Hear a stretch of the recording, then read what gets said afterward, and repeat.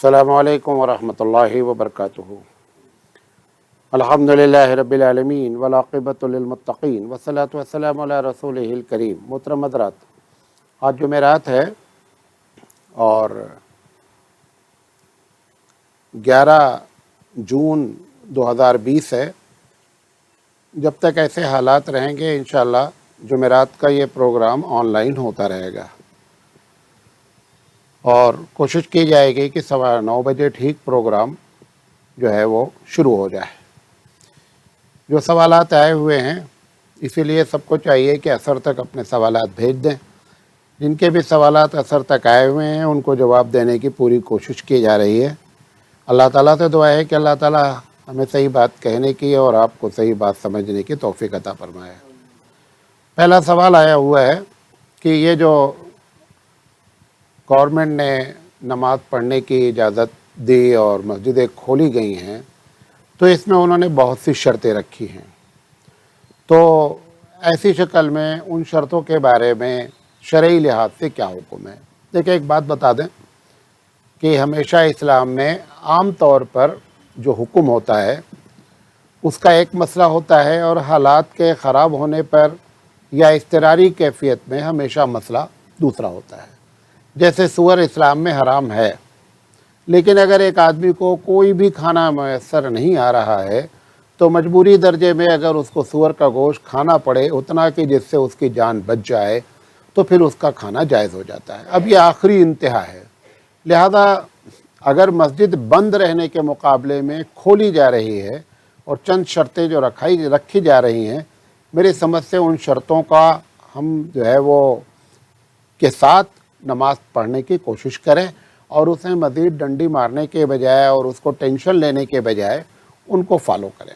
اس میں جو چاہے فاصلے کی بات ہو اور چاہے ماسک لگانے کی بات ہو یا سینیٹائزر جس میں الکوہل ہے اس کے لگانے کی بات ہو، اس میں سے فاصلے والی بات میں بھی گرچہ شریعت کا یہ حکم نہیں ہے لیکن مجبوری درجے میں جائز ہے۔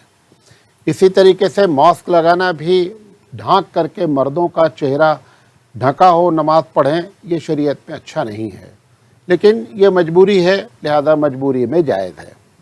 اسی طرح سینیٹائزر کے بارے میں الگ سے بات بتانا چاہتا ہوں کہ وہ جو سینیٹائزر لوگوں کو شک ہو رہا ہے کہ اس کے اندر الکوہل ہوتا ہے، یہ الکوہل وہ الکوہل نہیں ہے احناف کے نزدیک جو حرام ہوتا ہے باڈی پہ لگانے میں۔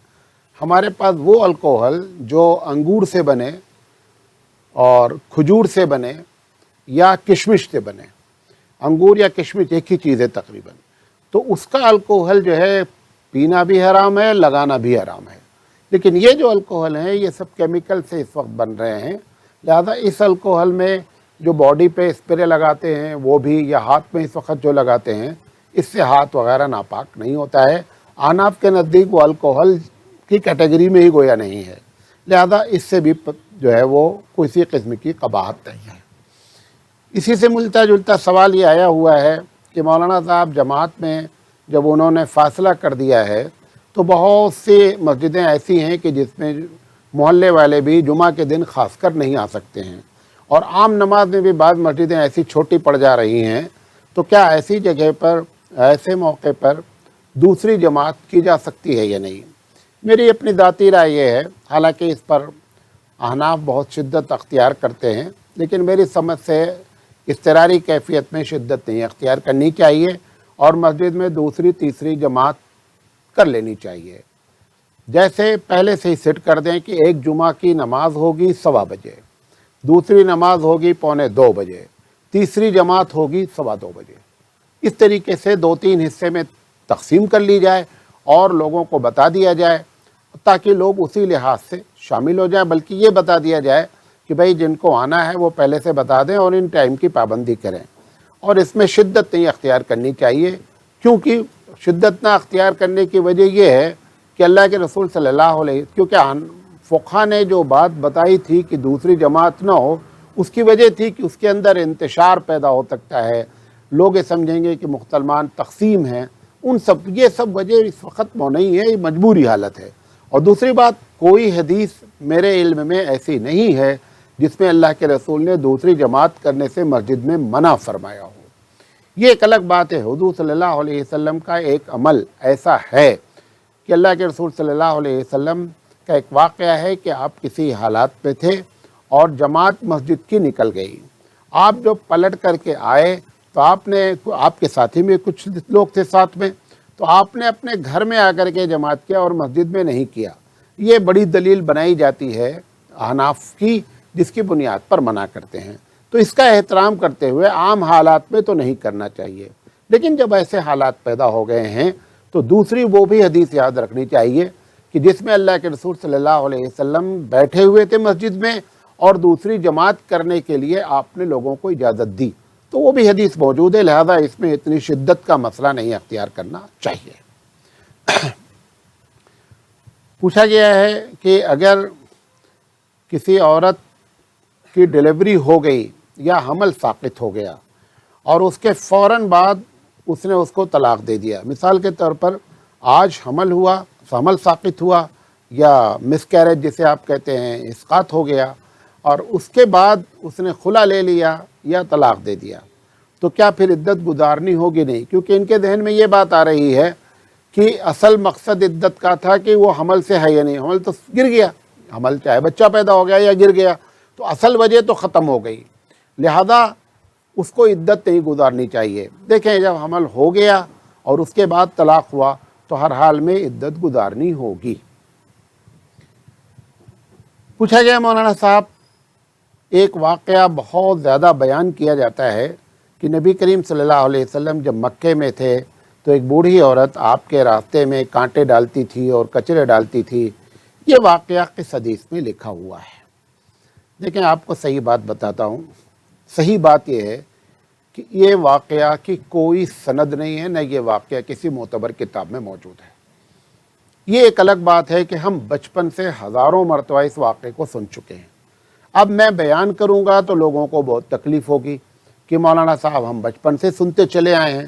میں بھی جب اس کی تحقیق کیا تو مجھے بھی حیرت ہوئی کہ اس واقعے کی کوئی اصل موجود نہیں ہے۔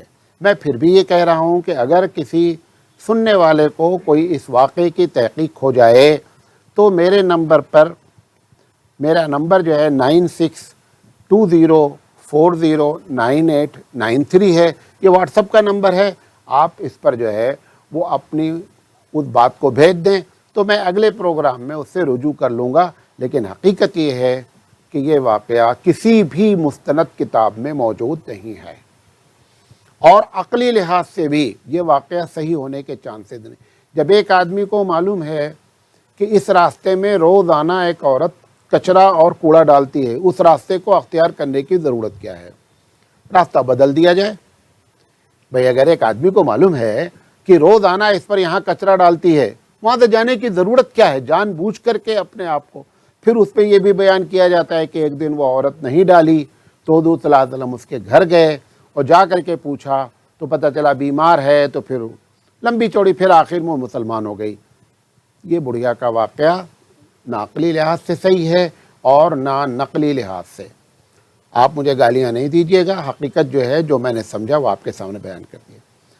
پوچھا گیا مولانا صاحب، ایک عالم صاحب ہیں جو یہ بات کہتے ہیں کہ جمعہ صرف اس جگہ پر ہونا چاہیے جہاں پر اسلامی حکومتیں ہوں، جہاں پر اسلامی حکومت نہیں ہے وہاں پر جمعہ نہیں ہونا چاہیے۔ یہ کس حد تک صحیح ہے؟ اور انہوں نے دلیل میں اپنی بات کہی ہے کہ اللہ کے رسول صلی اللہ علیہ وسلم جب مکے میں تھے تو اسلامی حکومت نہیں تھی، لہذا جمعہ نہیں پڑھا گیا، اور جب آپ مدینہ آ گئے تو آپ نے جمعہ پڑھا کیونکہ وہاں پر اسلامی حکومت قائم ہو گئی۔ دیکھنے میں دلیل بہت بڑی لگتی ہے، لیکن اس دلیل میں ایک بہت بڑا جھول ہے۔ نبی کریم صلی اللہ علیہ وسلم جب مکے سے نکلے، یہ یقینی بات ہے کہ مکے میں جمعہ نہیں ہوتا تھا۔ سوال یہ ایک جمعہ نہیں ہوتا تو 5 وقت کی نماز بھی نہیں ہوتی تھی، تو پھر 5 وقت کی نماز بھی نہیں کہیں پڑھنی چاہیے۔ مکے میں اللہ کے رسول صلی اللہ علیہ وسلم جماعت سے 5 وقت کی نماز بھی نہیں پڑھتے تھے، تو پھر 5 وقت کی نماز بھی شرط لگائی جائے کہ جہاں پر اسلامی حکومت ہوگی وہاں جماعت سے پڑھی جائے گی، ایک بات۔ دوسری چیز یہ ہے کہ جب اللہ کے رسول صلی اللہ علیہ وسلم مدینہ پہنچے، ابھی مدینہ سے پہلے ابھی نہ حکومت قائم ہوئی، حکومت تو بعد میں قائم ہوئی، 5-6 سال کے بعد قائم ہوئی جا کر کے، جیسے ہی آپ قبا پہنچے اور آپ نے پہلی مسجد کی جو تعمیر کی، مسجد نبوی سے پہلے جو مسجد تعمیر کی گئی قبا، وہاں پر آپ نے جمعہ ادا کیا جبکہ اسلامی حکومت موجود نہیں تھی۔ لہذا یہ بات بے بنیاد ہے۔ اور یہ بھی آپ کو بتا دیں کہ جب کوئی چیز آپ کو جمہور کے خلاف نظر آئے تو محض دلیل پر آپ جو ہے منحصر نہ ہو جائیں۔ شیطان کے پاس بھی بہت ساری دلیلیں ہیں۔ دلیل ہونا اس بات کی دلیل نہیں ہوتی کہ دلیل صحیح ہے۔ اس جملے کو پھر سمجھ لیں، کسی مسئلے میں دلیل کا ہونا اس بات کی دلیل نہیں ہے کہ دلیل صحیح ہے۔ اللہ تعالیٰ نے شیطان سے کہا نکل جا، انہوں نے کہا اللہ میں نے کیا غلطی کی ہے؟ انہوں نے کہا تو نے سجدہ نہیں کیا۔ اس نے کہا اللہ، اس نے دلیل دیا کہ خلقتنی من نار وخلقتہ من طین، کہ اللہ تو نے آدم کو مٹی سے پیدا کیا، مجھے آگ سے پیدا کیا، آگ مٹی کے سامنے کیوں جھکے؟ اس نے دلیل دی۔ اس کے باوجود دلیل کو قابل قبول، یہ ایک الگ بات ہے کہ دلیل بھونڈی ہے، لیکن دلیل دی اس نے۔ دلیل اس بات کی نہیں ہوتی دلیل کہ دلیل صحیح ہے، وہ قرآن حدیث پر اترنی چاہیے۔ پوچھا گیا ہے کہ مولانا صاحب میرے پاس 4.5 تولہ سونا ہے اور 20 تولہ چاندی ہے، میں صاحب نصاب ہوں یا نہیں ہوں؟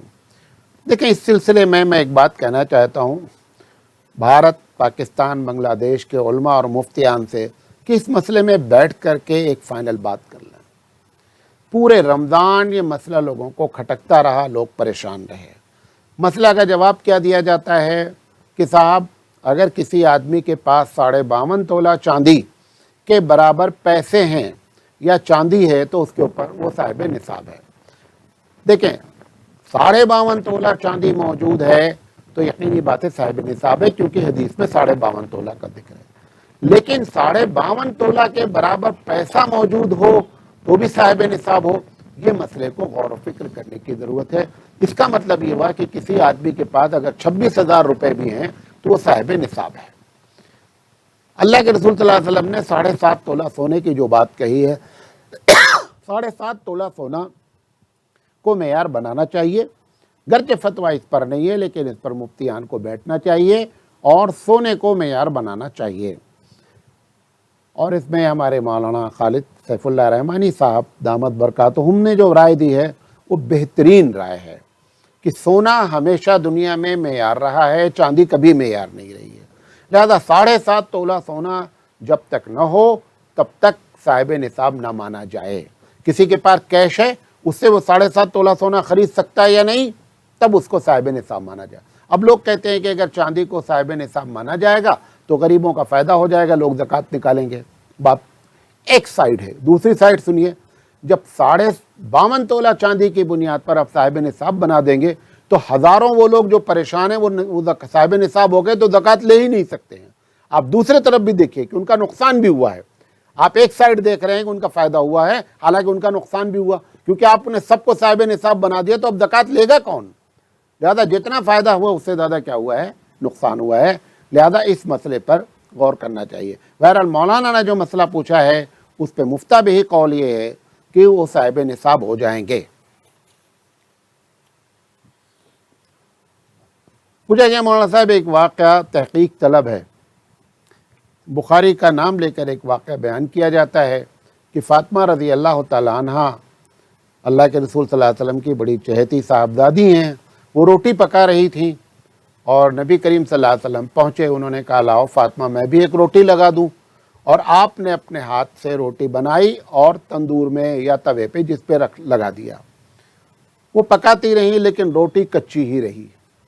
اس کے بعد جب فاطمہ رضی اللہ تعالیٰ عنہ نے کہا اللہ کے رسول یہ روٹی پکی نہیں رہی ہے، تو حضور صلی اللہ علیہ وسلم نے بیان فرمایا کہ فاطمہ جس چیز کو میرا ہاتھ لگ جاتا ہے اس کے اوپر آگ اپنا اثر نہیں دکھاتی ہے۔ پوچھا گیا اس واقعے کی کیا ہے؟ یہ واقعہ سراسر جھوٹ ہے، اس کی کوئی حقیقت نہیں ہے۔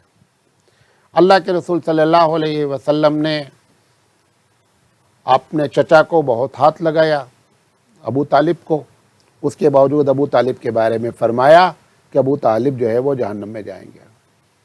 تو روٹی سے زیادہ محترم چچا بھی ہیں، اسلام کی مدد بھی کی ہے، نبی کے چہتے بھی ہیں، آپ کے ہاتھ بھی لگے ہیں، سب کچھ ہے، اس کے باوجود یہ واقعہ لوگوں نے گڑھ لیا ہے، اس کی کوئی حقیقت نہیں ہے اور بہت رو رو کر کے بیان کیا جاتا ہے اور سامنے والے بھی منہ بنا بنا کر کے بہت زیادہ سبحان اللہ بولتے ہیں، کیونکہ ہماری عادت ہے کہ جب ہم کوئی واقعہ غلط ہوتا ہے تو ہم جو ہے بہت ہی منہ بنا کر کے سبحان اللہ بولتے ہیں، اس کی کوئی حقیقت نہیں ہے۔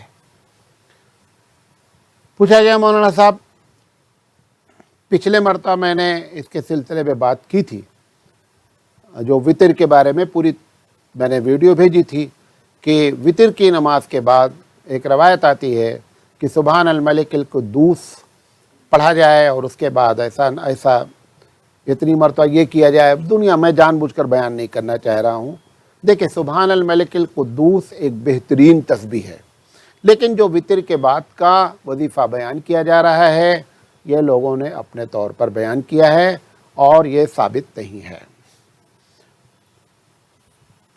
پوچھا گیا مولانا صاحب، قبلہ کی طرف تھوکنا منع ہے، یہ روایت کہاں تک صحیح ہے؟ ایک دم صحیح روایت ہے، ابو داؤد و بخاری کی ہے۔ قبلے کی طرف تھوکنے کے مطلب کو سمجھ لیں۔ یہ کچی مسجد ہوتی تھی، اللہ کے رسول صلی اللہ علیہ وسلم آئے اور آپ نے دیکھا کہ کسی صاحب نے قبلے کی طرف ہی تھوک دیا ہے، اور کچی دیوار تھی اور وہ بلغم کی دیوار کے اوپر نظر آ رہا تھا۔ آپ صلی اللہ علیہ وسلم کو بہت ہی برا لگا، اور آپ نے فرمایا، ایک روایت میں آتا ہے کہ یہ جو بلغم ہے یہ اس کی پیشانی پر قیامت میں نظر آئے گا، یعنی آخرت میں وہ بلغم یہاں نظر آئے گا دونوں آنکھوں کے بیچ میں۔ تو اس سے مراد یہ ہے کہ جہاں پر آدمی نماز پڑھ رہا ہو سامنے کی دیوار پر تھکنا بعض لوگوں نے مراد لیا۔ بعض لوگوں نے کہا کہ کہیں بھی بیٹھا رہے قبلے کی طرف جس طریقے سے بیٹھ کر پیشاب پاخانہ کرنا منع ہے، ایسے تھوکنا بھی منع ہے۔ تو احتیاط تو کرنی چاہیے کہ قبلے کی طرف منہ کر کے جیسے پیشاب پاخانہ نہیں کیا جاتا ہے، تھوکنا بھی نہیں چاہیے۔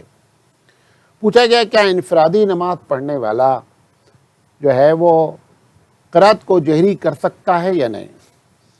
جو نماز جہری ہے جیسے فجر ہے، مغرب ہے، عشاء ہے، وہ اگر انفرادی طور پر انڈیویجول بھی نماز پڑھ رہا ہے تو وہ جہری کر سکتا ہے، اس میں کوئی قباحت نہیں ہے۔ پوچھا گیا ہے کہ ایک حدیث ہے، اللہ کے رسول صلی اللہ علیہ وسلم نے فرمایا من زار قبری، کہ جس نے میری قبر کی زیارت کی، حلت لہو شفاعتی، قیامت میں میری شفاعت اس کے لیے حلال ہو گئی، یعنی میں اس کے لیے شفاعت کروں گا۔ پوچھا گیا کہ یہ حدیث کس کتاب میں ہے اور اس کی سند کیا ہے؟ یہ حدیث دارقطنی میں ہے۔ صحت کے بارے میں دو رائے ہے۔ ایک گروہ کا کہنا یہ ہے کہ یہ حدیث صحیح نہیں ہے، جس میں علامہ نووی ہیں، علامہ ابن تیمیہ ہیں، علامہ جوزی رحمۃ اللہ علیہ ہیں، بڑے بڑے لوگ ہیں جن کا کہنا ہے کہ یہ حدیث صحیح نہیں ہے۔ لیکن حدیث اگر ضعیف بھی ہے تو بھی اس کے مان لینے سے کوئی عقیدے میں خرابی پیدا نہیں ہوتی ہے۔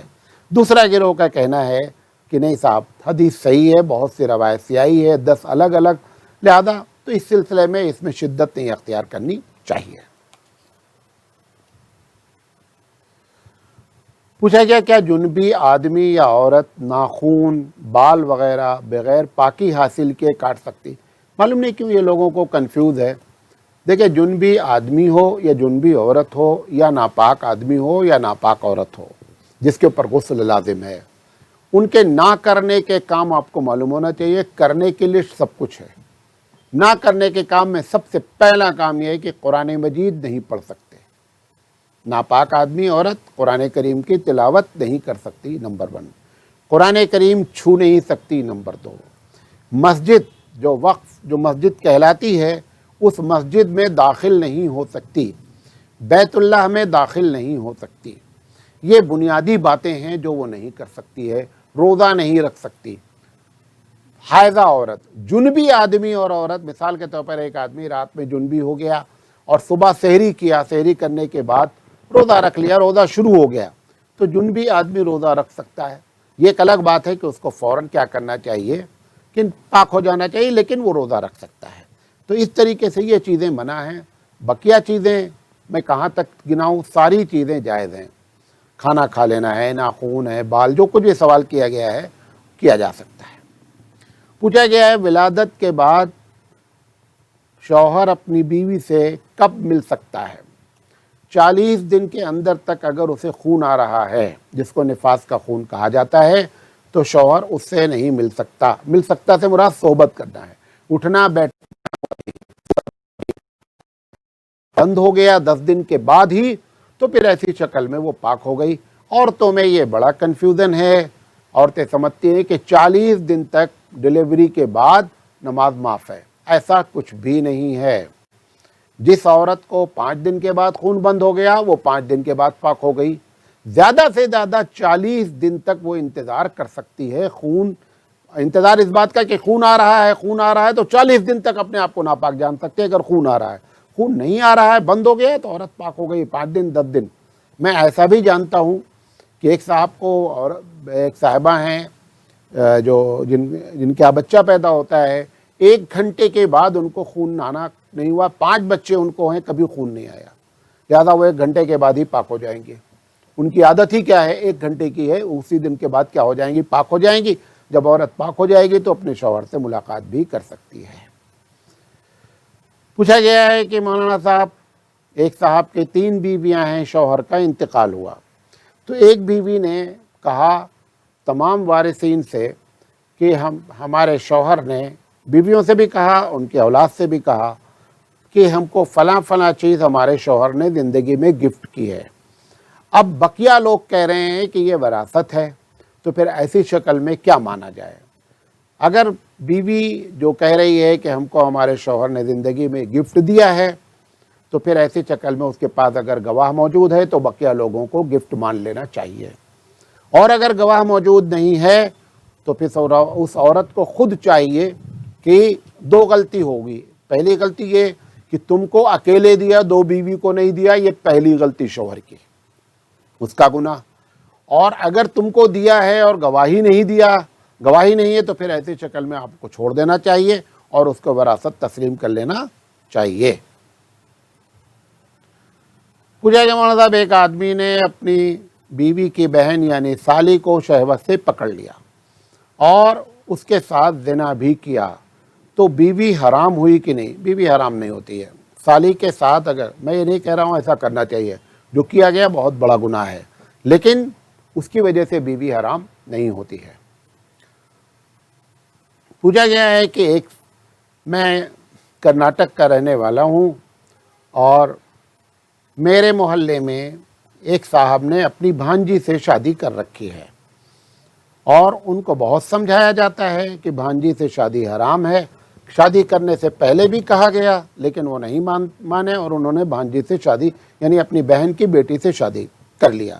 تو شرعی لحاظ سے کیا حکم ہے؟ یہ نکاح ہوا ہی نہیں، ہر دن زنا ہو رہا ہے، بھانجی سے شادی کرنا حرام ہے اسلام میں، لہذا یہ ایک دم غلط ہوا ہے، اور پہلی فرصت میں جو ہے اس کو علیحدہ رکھنا چاہیے۔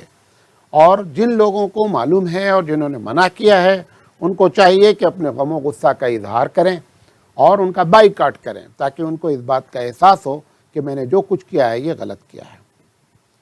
اسی طرح کا پوچھا گیا ہے کہ ایک شخص نے اپنی بیوی کی بہن کی لڑکی سے شادی کر لی، یعنی بھانجی سے شادی کر لیا دوسری، یعنی ایک خالہ اور بھانجی ایک ہی آدمی کی بیوی بن گئیں، تو پھر ایسی شکل میں کیا ہے؟ یہ بھی حرام ہے۔ بھانجی کے ساتھ نکاح نہیں کر سکتا جب تک کہ بیوی موجود ہے۔ ہاں، بیوی کا انتقال ہو جاتا تو جس طریقے سے سالی سے شادی کرنا جائز تھا، سالی کی لڑکی سے بھی جائز تھا، لیکن اگر بیوی موجود ہے اور اس کی بہن سے نکاح حرام ہے، بہن کی بیٹی سے بھی نکاح حرام ہے، خالہ اور بھانجی کو، پھوپھی اور بھتیجی کو، ان دونوں کو اکٹھا نہیں کیا جا سکتا، یعنی 2 بیوی اگر ہوں گی، ایک پھوپھی ہو ایک بھتیجی ہو، حرام ہے۔ پوچھا گیا ہے مدرسہ شوال میں کھلنا چاہیے تھا لیکن اب عید الاضحیٰ کے بعد کھلے گا، 2 مہینے کے بعد 2 مہینے کی تنخواہ مدرسین کا حق ہے یا نہیں ہے؟ اس میں انتظامیہ کو بیٹھ کر بات کرنا چاہیے، اور دارالعلوم دیوبند یا بڑے مدارس کو چاہیے کہ اس سلسلے میں فتویٰ جاری کریں، اور مدرسے والوں کو ان فتوے پر عمل کرنا چاہیے۔ مجھے یہ مولانا صاحب، اگر نمازی کے سامنے کوئی آدمی بیٹھا ہوا ہے، ایک دم بھی نماز جو پڑھ رہا ہے اس کے سامنے بیٹھا ہوا ہے، وہ نماز پڑھ رہا تھا، یہ اٹھ کر کے چلا گیا، تو یہ نماز کو گزرنا کہلائے گا یا نہیں کہلائے گا؟ دیکھیں اگر وہ اٹھا اور اٹھ کر ایک طرف چلا گیا، چاہے ادھر چلا گیا چاہے ادھر چلا گیا، یہ گزرنا نہیں کہلائے گا، وہ اٹھ سکتا ہے۔ بعض لوگ بیچارے بیٹھے رہتے ہیں کہ میں اس کے سامنے بیٹھا ہوں۔ ہاں اگر آپ ہٹ کر بیٹھے ہیں، مثال کے طور پر یہاں پر بندہ نماز پڑھ رہا ہے، یہ اس کی جگہ ہے، اور دوسرا آدمی جو بیٹھا ہوا ہے وہ تھوڑا سے ادھر ہٹ کے بیٹھا ہوا ہے، تو سب سے بہتر شکل ہے کہ آپ کو ادھر گزرنے کے بجائے ادھر گزر جائیے۔ ادھر سے اگر آپ گزریں گے تو گزرنا کہلائے گا، لیکن اگر بیچوں بیچ میں بیٹھے ہوئے ہیں تو پھر ایسی شکل میں آپ جس طرف بھی اٹھنا چاہیں اٹھ کر جا سکتے ہیں۔ پوچھا گیا ہے کہ میں امام ہوں اور میں نے 17ویں پارے میں دوسرے سجدے پر سجدہ تلاوت کیا، جبکہ میں حنفی ہوں، بعد میں مجھے یاد آیا کہ یہ سجدہ احناف کے نزدیک نہیں ہے، تو کیا مجھے سجدہ سہو کرنا چاہیے؟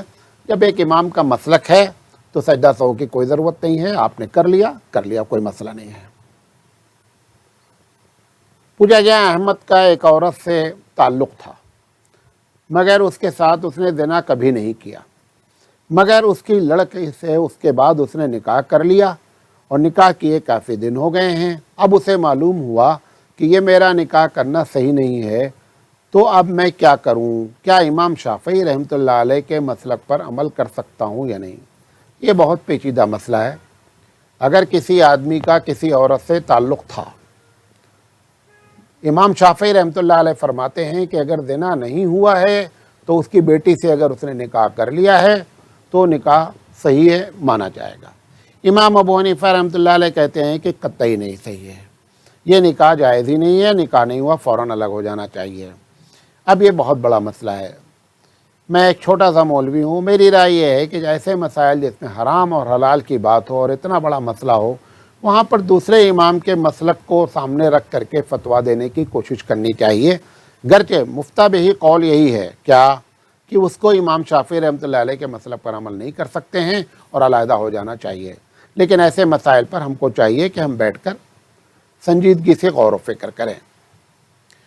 مجھے کہا میں مسافر تھا اور امام صاحب عصر کی نماز پڑھا رہے تھے، میں جب پہنچا تو وہ چوتھی رکعت پہ تھے، تحیات پڑھ رہے تھے، میں ان کے ساتھ شامل ہوا، اور جب امام صاحب نے سلام پھیرا تو میں کھڑا ہوا اور میں نے 2 رکعت اپنی نماز پڑھ لی۔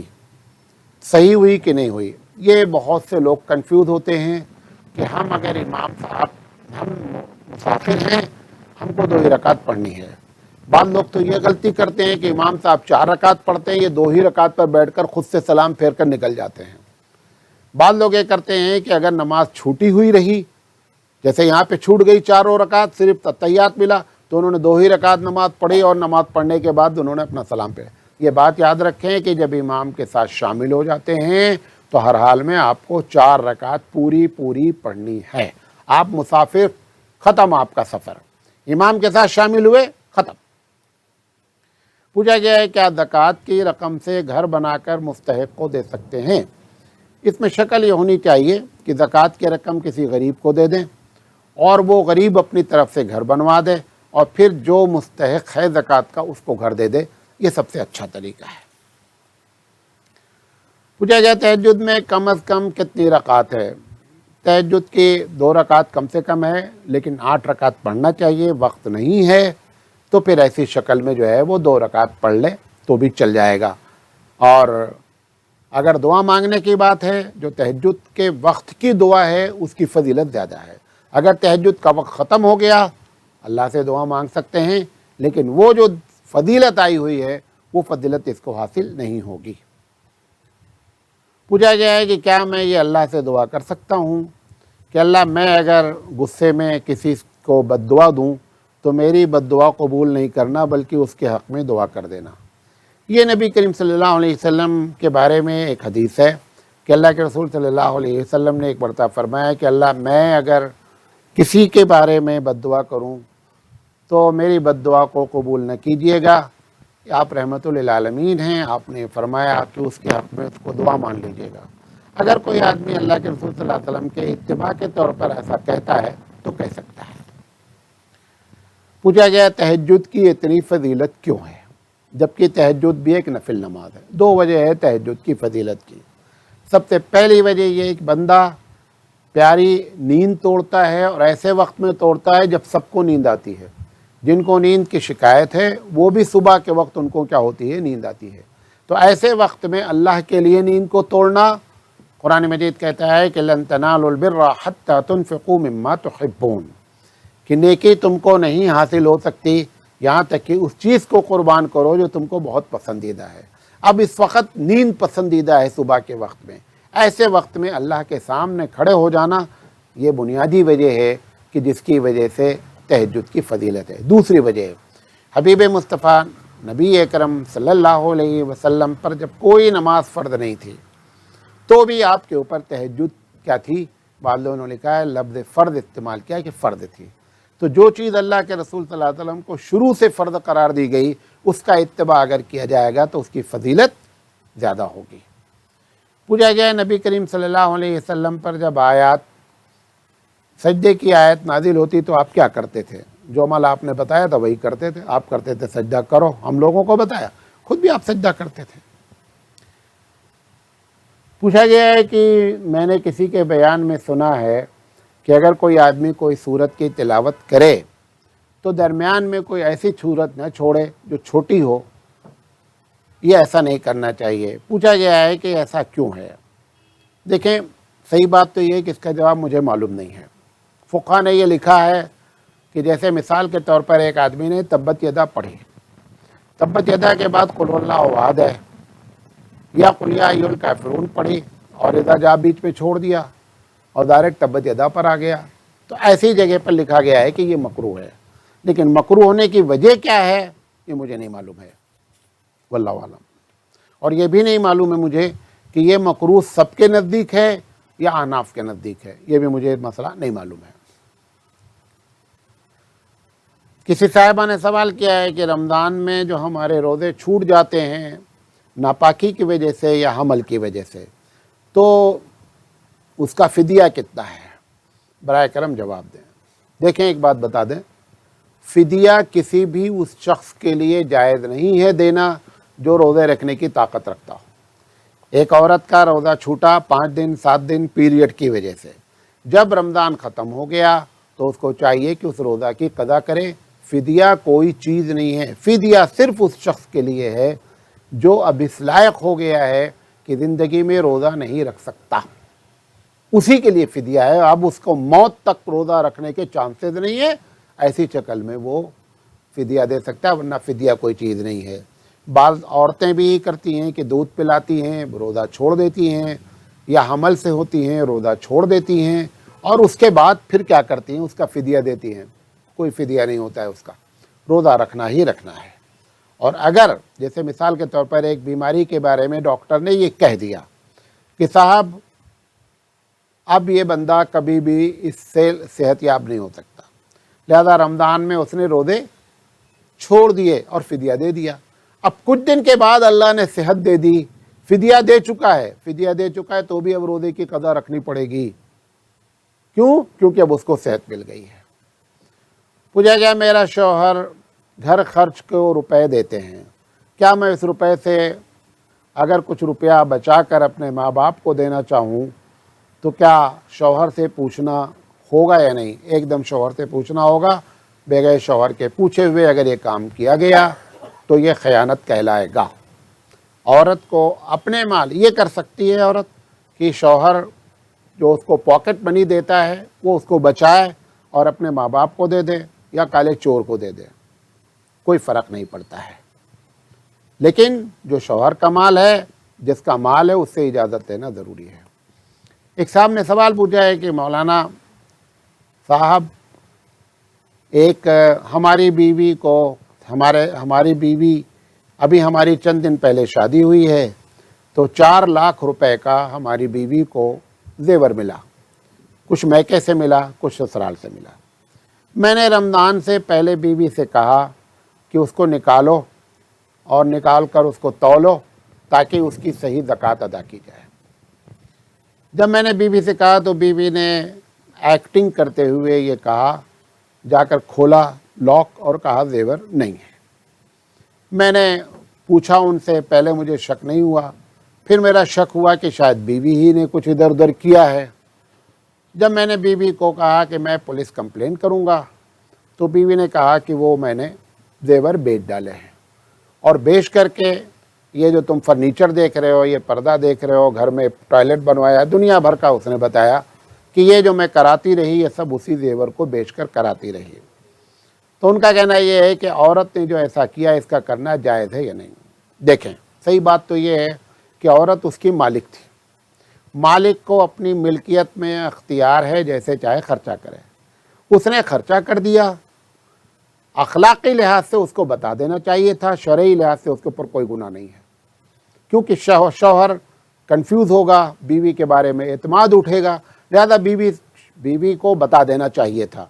لیکن اگر نہیں بتایا ہے تو شرعی لحاظ سے اللہ کی نگاہ میں کوئی گنہگار وہ عورت نہیں ہوئی، کیونکہ اس کا مال تھا اور وہاں مال بھی خرچہ کیا آپ کے اوپر، لہذا اس میں کوئی بات نہیں ہے۔ پوچھا گیا ہے کہ ہماری بیوی کو خون کی ضرورت تھی اور ہم نے ایک بوتل خون دیا اور بیوی کو چڑھا دیا، تو کیا ہمارا خونی رشتہ بیوی سے قائم ہو گیا؟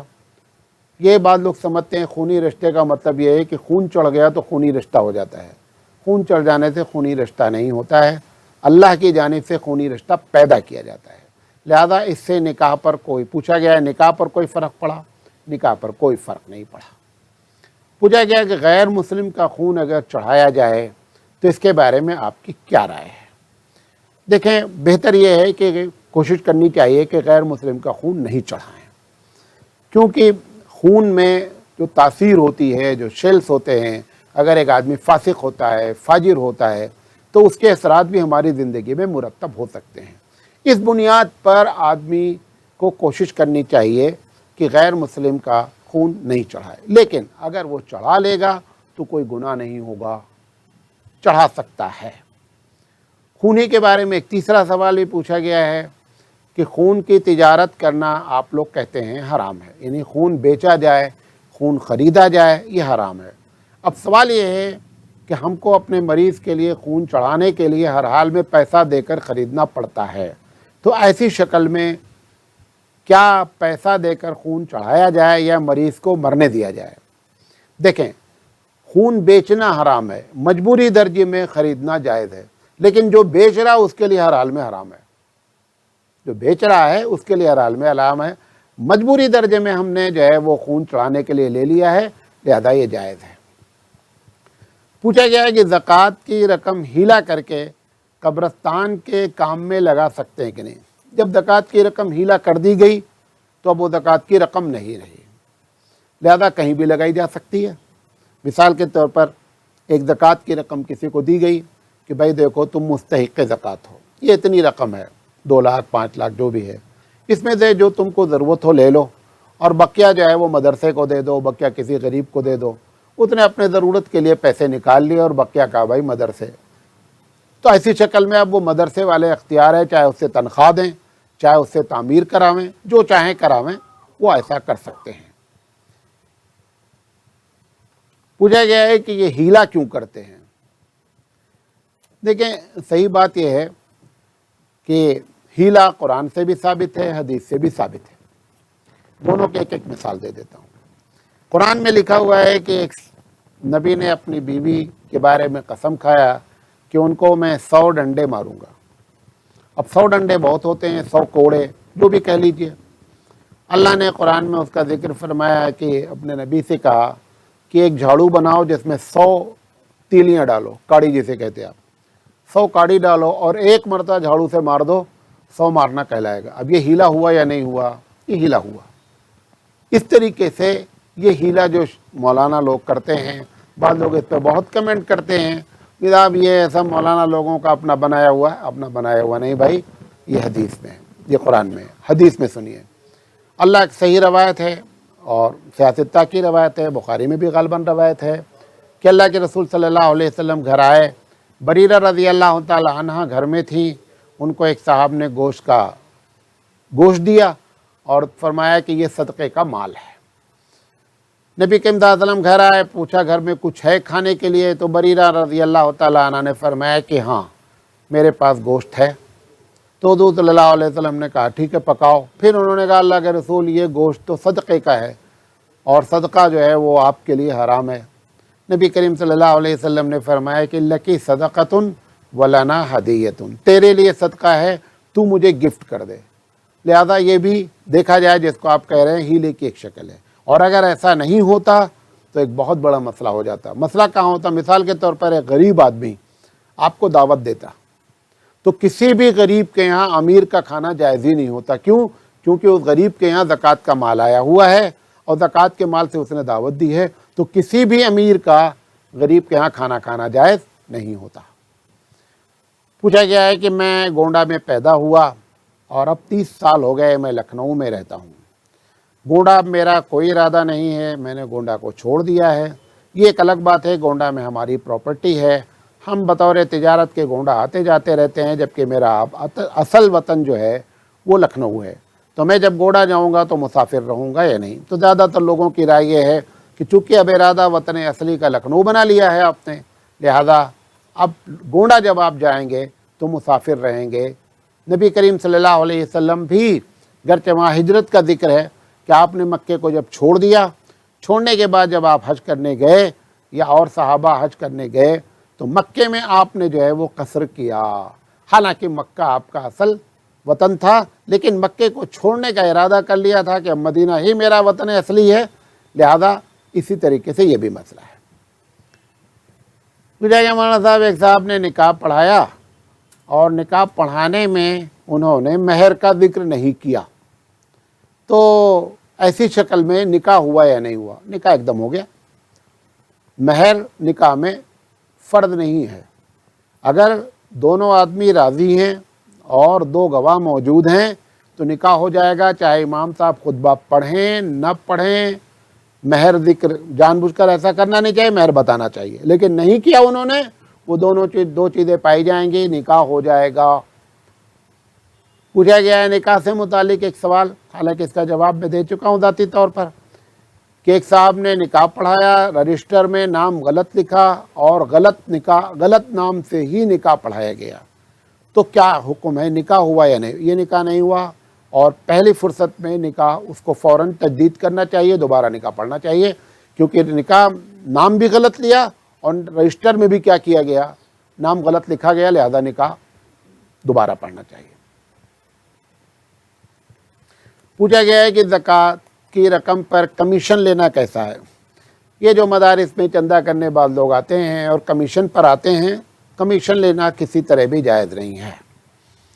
اور جو صاحب یہ کہہ رہے ہیں کہ مدارس کی تنخواہ دی جاتی ہے، کمیشن اگر زکوٰۃ کی رقم سے مدارس کی تنخواہ دی جاتی ہے تو وہاں بھی غلطی ہے، نہیں ہونا چاہیے.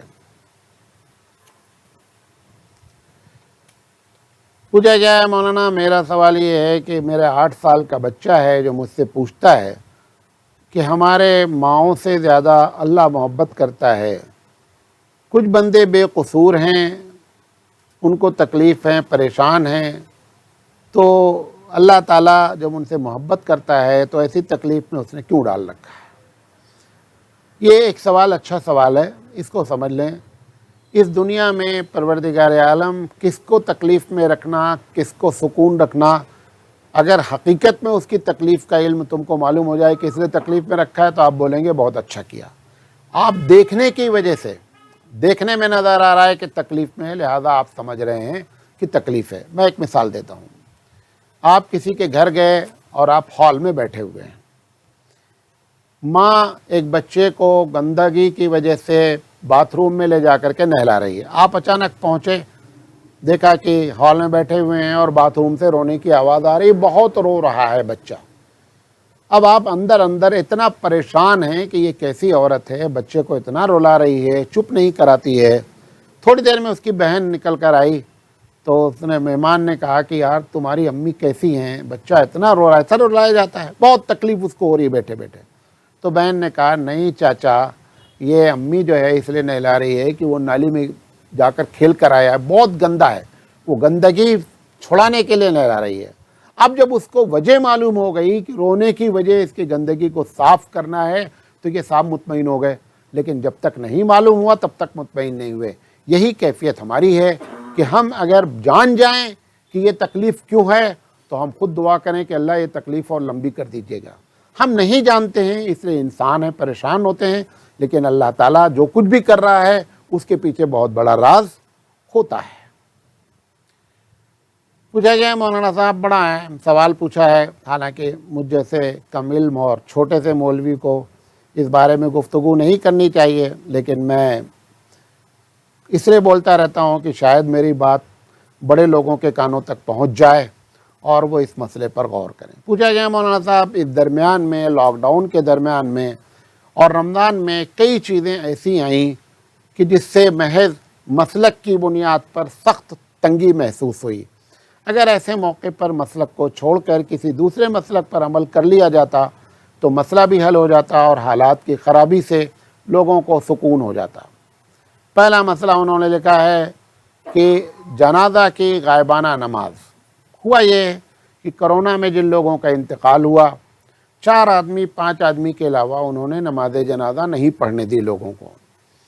اب سوال یہ ہے کہ جو بہت سارے ان کے گاؤں میں ہیں، کوئی الگ ہے، اگر نماز جنازہ غائبانہ کی اجازت ہوتی ایسے موقع پر، میں نہیں کہہ رہا ہوں کہ پرماننٹ دی جائے، لیکن ایسے موقع پر ہم کو چاہیے تھا کہ مسلک سے اٹھ کر کے، اور ہم کو چاہیے تھا کہ جنازے کی اجازت دے دی جاتی، اور جبکہ دوسرے امام کا مسلک بھی موجود ہے، لہذا اس میں سختی نہیں کرنی چاہیے تھی اور ہم کو اس میں کشادگی اختیار کرنا چاہیے تھا، تاکہ جو ان کے رشتہ دار تھے وہ بیچارے نماز جنازہ پڑھ لیتے تو کم سے کم ان کے دل کو سکون ہو جاتا کہ ہم نے اپنے رشتہ دار کے لیے جو ہے وہ نماز پڑھی۔ اسی طریقے سے دوسرا سوال انہوں نے کہا ہے کہ مولانا صاحب یہ نصاب جو چاندی کے زکوٰۃ والا معاملہ ہے، اس پر میں نے ابھی آپ کے سامنے گفتگو کر لی۔ تیسرا انہوں نے مسئلہ چھیڑا ہے کہ یہ جماعت ثانی، یہ بھی میں نے بتایا کہ یہ جماعت ثانی کا مسئلہ بھی اس میں چاہیے ایسے حالات میں کہ آپ جماعت ثانی کی اجازت دیں، زیادہ سے زیادہ قید لگا دیں کہ جہاں پر پہلی نماز ہوئی ہے وہاں پر امام نہ کھڑا ہو، دوسری جگہ کھڑا ہو کر کے۔ ہمارے یہاں اس مسجد میں تراویح کا معاملہ ہوا، ہمارے یہاں نیچے تراویح مسجد میں دوسرے لوگ پڑھتے رہے، اوپر دوسرے پڑھتے رہے، اور دونوں لوگوں نے تراویح پڑھ لی تو زیادہ سے زیادہ لوگوں نے تراویح ادا کر لی، لہذا جماعت، اور جبکہ یہ بھی مسئلہ دوسرے امام کے نزدیک جائز ہے، لہذا محض یہ کہ ہم انفیول مسلک ہیں لہذا ہم مسئلہ نہیں چھوڑیں گے، ایسی جگہ پر شدت نہیں اختیار کرنی چاہیے، اور ہمارے سامنے اس کی دلیلیں بھی موجود ہیں۔ غالباً امام محمد رحمۃ اللہ علیہ یا امام یوسف کا مسئلہ ہے کہ ایک دن انہوں نے بغداد میں نماز جمعہ پڑھائی، اور جمعہ پڑھانے کے بعد ایک صاحب نے آ کر کے کہا کہ حضرت آپ نے جس پانی سے وضو کیا تھا وہ پانی ناپاک ہے، اس میں چوہا گرا ہوا ہے۔ اب مسئلہ یہ ہے کہ 3 دن کی نماز دہرائی جائے۔ جمعہ انہوں نے پڑھائی تھی، انہوں نے کہا کہ آج میں اپنے بھائی امام شافعی کے مسلک پر عمل کر لوں گا، اور چونکہ پانی میں نہ بدبو آ رہی تھی، نہ پانی کا رنگ بدلا تھا، نہ پانی کا ذائقہ بدلا تھا، لہذا ہم آج اپنے مسلک کو چھوڑ کر امام شافعی رحمۃ اللہ علیہ کے مسلک پر عمل کر لیں گے، کیونکہ ان کے ہاں مسئلہ یہ ہے کہ اگر 200 لیٹر پانی ہے، اذا ما القلتین، اگر 2 قلہ پانی تقریباً 200 لیٹر ہوتا ہے، اگر موجود ہے اور اس کے اندر پانی کے اوصاف نہیں بدلے ہیں تو پانی پاک ہے، لہذا آج میں امام شافعی کے مسلک پر عمل کر لوں گا، کیونکہ اضطراری کیفیت۔ ایسے ہی ہم کو چاہیے کہ ہم بھی کشادگی اختیار کریں اور مسلک سے اٹھ کر کے جو ہے وہ بات رکھیں۔ اسی طریقے سے پوچھا گیا ہے کہ گھر میں عید اور جمعہ پر بہت زیادہ پرابلم ہوئی اور ہو رہی ہے، لیکن ہم لوگ جو ہے وہ اس پر بھی اپنی بات پر اڑے ہوئے ہیں۔ اس پر میں نے پہلے بھی گفتگو کی تھی، اور مولانا الیاس گھمن صاحب جو احناف کے بہت بڑے عالم مانے جاتے ہیں اور ہیں بھی الحمدللہ، بہت مدلل گفتگو کرتے ہیں۔ یہ ایک الگ بات ہے کہ کبھی کبھی تشدد بھی اختیار کرتے ہیں، لیکن بہرحال ان کی زیادہ تر گفتگو بہت مدلل ہوتی ہے۔ انہوں نے یہ بات کہی ہے کہ گھر میں جہاں تک جمعہ کی بات ہے، ایسے حالات میں اگر امام کے علاوہ 3 آدمی موجود ہیں تو وہ نماز پڑھ سکتے ہیں۔ جو یہ کہی گئی ہے کہ نہیں وہ کھلی جگہ ہو اور سب کے آنے کی اجازت ہو، انہوں نے کہا کہ ایسا مسئلہ جو ہے وہ نہیں ہے۔ لوگوں نے یہ کہہ کر کے ان کی رائے کو نہیں مانا کہ ان کی ذاتی رائے ہے، حالانکہ انہوں نے دلیل بہت اچھی دی تھی، اور ایسے موقع پر ایسے لوگوں کی رائے پر عمل کر لینا چاہیے اور 1 جماعت 2 جماعت بنا لینا چاہیے۔ یا جمعہ ابھی کل آ رہا ہے، اگر کہیں پر امام کے علاوہ 3 آدمی موجود ہیں تو ایسی شکل میں گھر میں یا چوپال میں یا میدان میں کہیں بھی جمعہ کرنا، کوئی چاہے 4-5 آدمی مل کر کے جمعہ کر لیں، مسجد بھی چھوٹی پڑے گی تو اس شکل میں بھی، یا پھر مسجد میں ہی دوسری جماعت جیسا اوپر بیان کیا اس کی بھی گنجائش پیدا کرنی چاہیے۔ اور ان سب کو یہ ضرور ہے کہ کنڈیشنل کرنا چاہیے کہ حالت اضطرار، پریشانی کی وجہ سے یہ مسئلہ بیان کیا جا رہا ہے، اس کو عام نہ جانا جائے۔ اسی طریقے سے انہوں نے ایک مسئلہ اور چھیڑا ہے کہ مولانا صاحب جب زمین کی پیداوار ہوتی ہے تو احناف کے نزدیک ہر حال میں اس میں 10% یا 5% زکوٰۃ پیداوار میں نکالنی ہوتی ہے، چاہے 10 کلو پیدا ہو تو بھی دینا ہوتا ہے، 5 کلو پیدا ہو تو بھی دینا ہوتا ہے۔ کبھی کبھی ایسا بھی ہوتا ہے کسان کہ جتنا پیدا ہوا ہے اس سے زیادہ وہ خرچہ کر چکا، اس کے باوجود پہلے سے نقصان میں ہے، زکوٰۃ بھی اس کو نکالنی ہے اس فصل کی۔ اس مسئلے پر بھی غور کرنا چاہیے۔ یقینی بات ہے یہ مسئلہ بھی غور طلب ہے، اور کافی دن سے اس مسئلے پر امام شافعی رحمۃ اللہ علیہ کا مسلک اس میں جو ہے وہ کہ جب تک 7.5 کنٹل پیدا نہیں ہوگا تب تک اس کے اوپر زکوٰۃ نہیں ہوگی۔ لہذا اس مسئلے پر بھی ہم کو چاہیے کہ ہم بیٹھ کر غور کریں۔ پوچھا گیا عدت والی عورت ڈاکٹر کے پاس علاج کے لیے جا سکتی ہے یا جاب کے لیے باہر جا سکتی ہے کہ نہیں؟ اگر مجبوری ہے ڈاکٹر کے پاس جانا ہے تو عدت والی عورت جا سکتی ہے۔ اگر جاب سے چھٹی نہیں مل رہی ہے اور دن کی جاب ہے تو پھر ایسی شکل میں وہ جاب کے لیے جائے اور وہاں سے سیدھے جو ہے وہ اپنے گھر آ جائے، اس کی گنجائش ہے۔ پوچھا کہ مولانا صاحب اگر کسی نے اپنی پوری جائیداد کی وصیت کر دی کہ میری جائیداد مسجد میں دے دی جائے اور تمام ورثہ کو محروم کیا تو کیا حکم ہے؟ اس کی وصیت نافذ نہیں ہوگی، اس کی وصیت 33% میں 1/3 میں نافذ ہوگی، بلکہ اور 66% بلکہ 66.6% جو ہے وہ ان کے وارثین کا حصہ ہوگا، اس کے کہنے سے ان کو محروم نہیں کیا جائے گا۔ پوچھا گیا کہ ایک شخص نے وصیت کی کہ میرے مرنے کے بعد اس بلڈنگ کی 20% آمدنی اللہ کے راستے میں خرچ کریں، تو اللہ کے راستے سے مراد کیا ہے اور اس پر عمل کرنا ضروری ہے کہ نہیں؟ اگر ایک آدمی نے وصیت کی ہے اور یہ وصیت قابل عمل ہے، لہذا اس کی بلڈنگ کی آمدنی کا 20% جب تک بلڈنگ موجود ہے، بلڈنگ کا کرایہ آ رہا ہے، 20% اللہ کے راستے میں خرچ کرتے رہنا چاہیے۔ اللہ کے راستے سے مراد بہت کچھ اس میں شامل ہو سکتا ہے، مسجد ہو سکتی ہے، مدرسہ ہو سکتا ہے، غریب کی مدد ہو سکتی ہے، بہت کچھ داخل ہے، کیونکہ اللہ کا راستہ ایک بہت وسیع معنی میں ہے۔ پوچھا گیا ہے کہ مولانا صاحب 2 سوال اور ہیں۔ پوچھا گیا ہے کہ علم الفرائض کو آدھا علم کہا گیا ہے، اس کا کیا مطلب ہے؟ اور ایک جگہ کہا گیا ہے کہ نکاح آدھا دین ہے، تو پھر سب کچھ لپٹ گیا 2 ہی میں، اس کا کیا مطلب ہے؟ مختصر جواب دے رہے ہیں، بہت سے جوابات دیے گئے ہیں، شارٹ جواب دے دیتے ہیں۔ علم الفرائض یعنی وراثت جو تقسیم ہوتی ہے، انہیریٹنس کو آدھا علم کہا گیا ہے۔ کبھی کبھی عربی زبان میں نصف جز کے معنی میں ہوتا ہے، اگر جز کے معنی میں لے لیا جائے تو کوئی مسئلہ نہیں، یعنی کیا ہے کہ وراثت کا علم دین کا ایک جز ہے۔ مسئلہ کیا ہو گیا؟ جواب آسان ہو گیا۔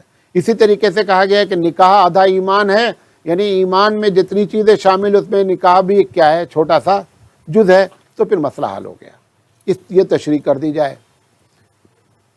پوچھا گیا مولانا صاحب فرض نماز کے بعد بعض لوگ انگلی پر کچھ پڑھ کر کان میں ڈالتے ہیں، بعض لوگ سر پہ رکھتے ہیں، بعض لوگ دل پہ رکھتے ہیں، اس کا کیا مطلب ہے؟ سب سے پہلا جواب تو یہ ہے کہ جو صاحب رکھتے ہیں ان سے پوچھنا چاہیے بھیا کیوں ایسا کر رہے ہو، کیونکہ قرآن حدیث میں کہیں ایسا لکھا نہیں ہے، اور بعض حدیثیں اگر موجود ہیں تو نہایت ضعیف ہیں، یہ بطور علاج لوگ کرتے ہیں۔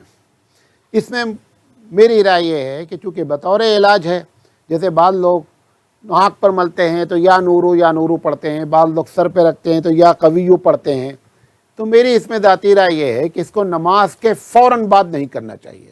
کیوں؟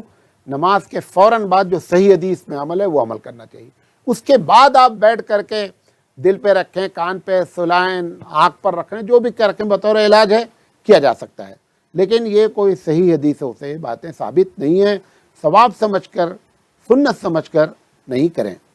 وہ سر والا عمل کے بارے میں صرف یہ ہے کہ یا قوی و بعض حدیث میں ہے، تو بہرحال اس کو بھی فرض نماز کے فوراً بعد نہیں کرنا چاہیے۔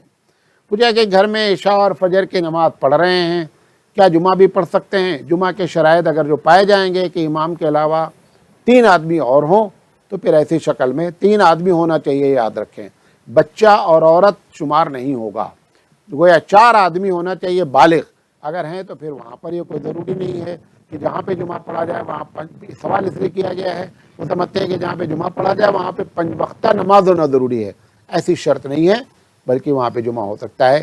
وآخر دعوانا ان الحمد للہ رب العالمین۔